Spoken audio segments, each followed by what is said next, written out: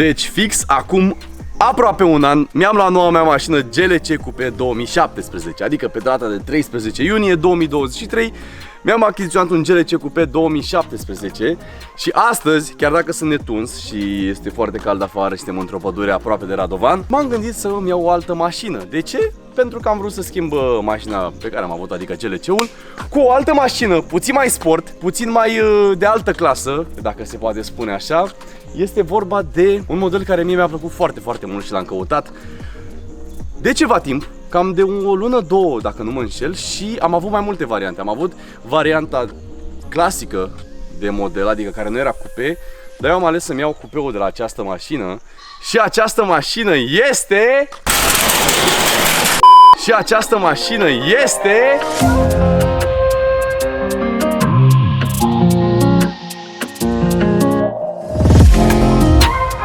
Porsche Cayenne Coupé. Avem un Porsche Cayenne Coupé din 2019, o mașină care, bă, m-a dat peste cap. Deci când am văzut prima dată mașina, cel puțin în viața reală, pentru că pe internet am văzut mașina asta, știți cum e? Una e pe internet, alta e gen în viața reală, când te uiți la ea și cum arată și... Mamă, cum arată... Bă, gen, mașina arată senzație, nu știu. Cel puțin, uitați-vă la aileronul ăsta. Nu știu să prezint mașini, că eu nu sunt prezentator de mașini, dar îmi prezint propria mea mașină așa cum o fac eu, că așa sunt eu. Nu știu să comunic cu acest aileron, este folosit din fibră de carbon care este printr-o situație. Nu, habar n-am, gen, eu doar vă explic exact ce văd eu și îmi place vizual la această mașină. Avem aici un Cayenne S Coupé, pentru că este un Cayenne S Coupé, nu este un Cayenne normal de 340 de cai, este un Cayenne S Coupé. Ce înseamnă S? S mai adaugă cam 100 sau 90 de cai putere, adică mașina asta de o avem astăzi aici are 441 de cai putere.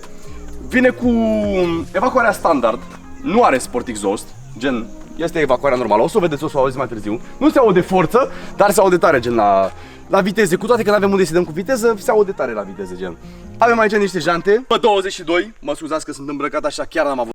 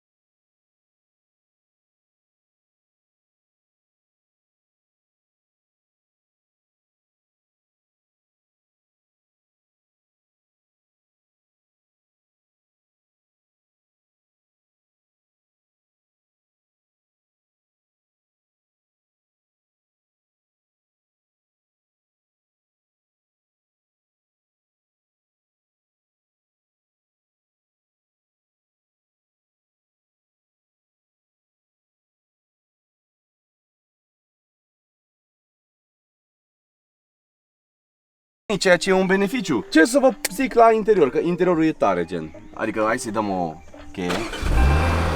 Cheia tipică Porsche. Uite, cheie, vorba vine cheie. Este de asta pe care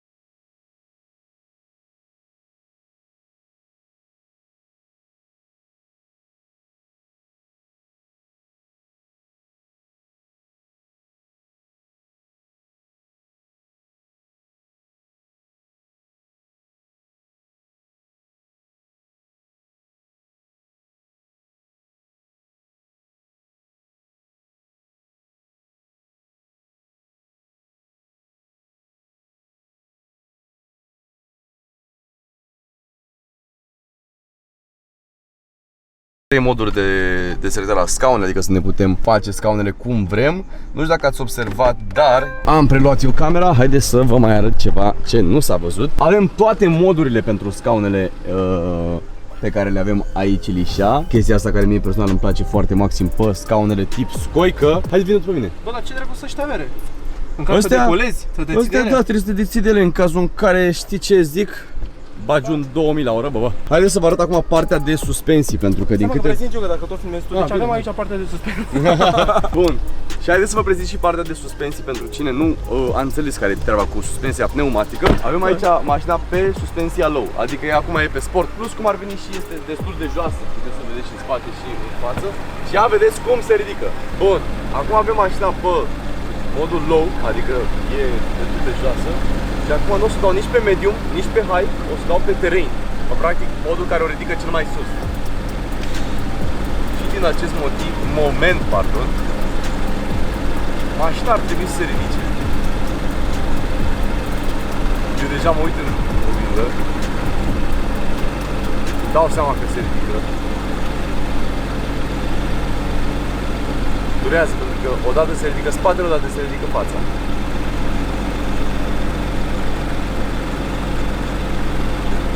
Bun.